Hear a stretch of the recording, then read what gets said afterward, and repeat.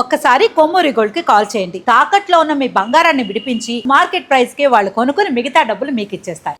Iran తన వంకర బుద్ధిని చూపిస్తూనే ఉంది.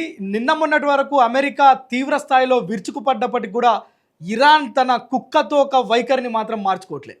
నిన్ననే స్విట్జర్లాండ్లో అమెరికా ఇరాన్ మధ్య పీస్ డీల్ పూర్తయిన నేపథ్యంలో మరొకసారి సింగపూర్కు చెందిన ఒక నౌక పైన ఇరాన్కు సంబంధించిన దళాలు అటాక్ చేయడం ప్రస్తుతం ప్రపంచాన్ని ఒక గందరగోళమైన పరిస్థితిలో, ఒక భయాందోళనకరమైన పరిస్థితిలో నెట్టేసినాయని చెప్పుకోవచ్చు.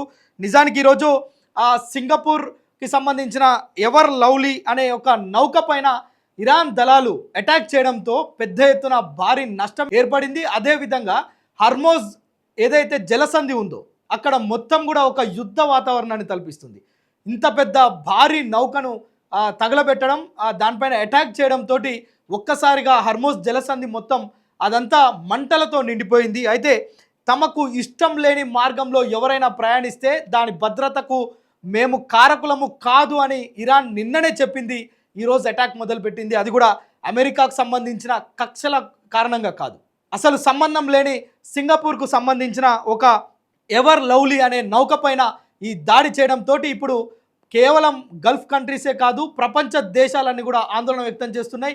అయితే ఇది మరొక యుద్ధానికి సంకేతమా? అమెరికా నిన్న మొన్ననే శాంతించింది ఇరాన్ వైఖరి పట్ల. స్విట్జర్లాండ్లో జరిగిన శాంతి ఒప్పందం తర్వాత అమెరికా తన బలగాలన్నింటినీ కూడా వెనుకకు తీసుకొచ్చింది. ఇప్పుడు తాజాగా సంబంధం లేని వ్యక్తులపైన, సంబంధం లేని నౌకలపైన హర్మోజ్ జలసంధిలో ఈ యొక్క ఘోరమైన భీకరమైన దాడి చేసిన ఇరాన్ను ఎట్టి పరిస్థితుల్లో క్షమించమని ఇప్పటికే అమెరికా చెప్తుంది. ఇప్పటికే ఐక్యరాజ్య సమితి కూడా దీనిపైన పునరాలోచన చేస్తుంది. ఎందుకంటే ఇరాన్ కొన్ని గంటల్లోనే, ఏదైతే హెచ్చరికలు జారీ చేసిన కొన్ని గంటల్లోనే ఈ విధమైన భారీ దాడికి పాల్పడడం ఇది మరొక యుద్ధానికి సంకేతమేననే ఒక ఆలోచన ప్రపంచ దేశాల్లో వస్తుంది. అయితే ఇంటర్నేషనల్ మారిటైమ్ ఆర్గనైజేషన్ ఎస్కాట్ను తాత్కాలికంగా ఏదైతే హర్మోజ్ గుండా సురక్షితంగా నౌకలు వెళ్ళాలనే ఒక దృక్పథంతో వాటన్నింటినీ కూడా ఉపసంహరించుకున్నారు. ఈ ఉపసంహరించుకున్న కొన్ని గంటల్లోనే ఇంత భారీ కుదుపు, భారీ పేలుడు, భారీ ఒక భయంకరమైన ఒక పరిస్థితులు హర్మోజ్ జలసంధిలో ఏర్పడ్డాయంటే మనం అర్థం చేసుకోవచ్చు. మరొకసారి ఇరాన్ తన కుక్క బుద్ధి వైఖరిని చూపించుకోవడమే కాకుండా ప్రపంచంతో యుద్ధానికి సిద్ధమవుతుంది అనేది మనకు అర్థమవుతుంది. మనం నిన్న మొన్నటి వరకు చూసాం, ఏదైతే అమెరికా ఒక్కటి దాడి చేస్తేనే ఇరాన్ ఉక్కిరిబిక్కిరి అయిపోయింది. మొత్తం కూడా ఆ దేశంలో శ్మశాన వాటికను తలపించినాయి. పాపం అమాయకమైన ప్రజలు తిండి తిప్పలు లేకుండా రోడ్లపైకి వచ్చి అన్నమో రామచంద్ర అని వేడుకున్న పరిస్థితి మనం చూసినాం. దానిపైన పాపం ఇరాన్కు కొంత సపోర్ట్ చేద్దామనే వైఖరి కూడా ప్రపంచ దేశాలు కొంత చూపించినాయి. కానీ ఇప్పుడు ఇరాన్ చేస్తున్న ఈ యొక్క దాష్టికాన్ని ఏ దేశం కూడా సహిస్తలేదు, మెచ్చుతలేదు.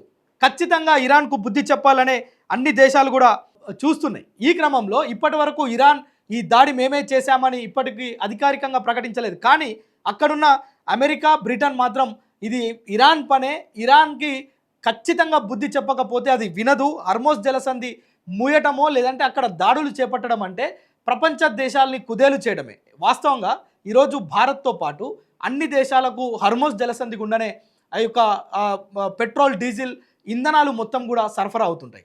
అలాంటి దారిలో నువ్వు అటాక్స్ చేస్తే, ఒకవేళ ఇరాన్ కానీ ఇంకా ఎవరు కానీ అటాక్ చేస్తే ఆ ఇతర దేశాలకు వెళ్ళాల్సిన ఈ యొక్క క్రూడ్ ఆయిల్స్ వెళ్ళకపోతే అక్కడ తీవ్రమైన సంక్షోభం ఏర్పడుతుంది, ఆర్థికమైన ఇబ్బందులు ఏర్పడతాయి, ప్రజలు తీవ్రమైన గందరగోళానికి, ఇబ్బందులకు గురవుతారు, వ్యాపారాలు మూసివేయాల్సిన పరిస్థితి వస్తుంది.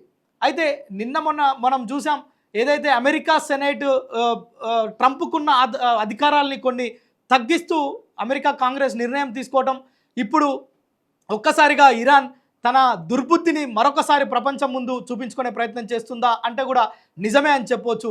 నిజానికి ఇరాన్ చేస్తున్న ఈ యొక్క దుశ్చర్యని ఏ విధంగా ఖండించాలనేది మీరు కామెంట్ చేయండి. మరొకసారి అమెరికా కనుక కన్నెర్ర చేస్తే ఈసారి ప్రపంచ పటంలో ఇరాన్ లేకపోవడం లేదంటే కనుమరుగవడం మాత్రం ఖచ్చితంగా కనిపిస్తుంది. దీనిపైన మీరేమనుకుంటున్నారు? ఇరాన్ ఒక సంబంధం లేని సింగపూర్కు సంబంధించిన ఒక నౌక పైన దాడి చేసి మొత్తం కూడా ఆ దట్టమైన పొగలు, మీరు విజువల్స్ చూస్తే మీకు అర్థమవుతుంది. అంత పెద్ద భారీ నౌకను మొత్తం కూడా తగులబెట్టిన ఇరాన్కు ఏ విధంగా బుద్ధి చెప్పాలో మీరు కామెంట్ చేయండి.